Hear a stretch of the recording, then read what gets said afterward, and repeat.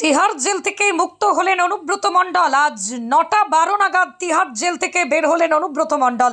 আপনাদের জানিয়ে রাখবো আরও একবার, তিহার জেল থেকে মুক্ত হলেন অনুব্রত মণ্ডল। আজ ৯টা ১২ নাগাদ তিহার জেল থেকে বের হলেন অনুব্রত মণ্ডল।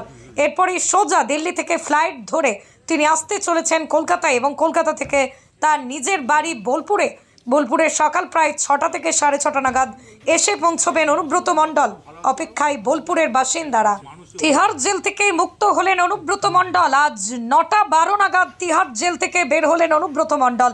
আপনাদের জানিয়ে রাখবো আরও একবার, তিহার জেল থেকে মুক্ত হলেন অনুব্রত মণ্ডল। আজ ৯টা ১২ নাগাদ তিহার জেল থেকে বের হলেন অনুব্রত মণ্ডল। এরপরই সোজা দিল্লি থেকে ফ্লাইট ধরে তিনি আসতে চলেছেন কলকাতায় এবং কলকাতা থেকে তার নিজের বাড়ি বোলপুরে। বোলপুরের সকাল প্রায় ৬টা থেকে ৬:৩০ নাগাদ এসে পৌঁছবেন অনুব্রত মণ্ডল। অপেক্ষায় বোলপুরের বাসিন্দারা।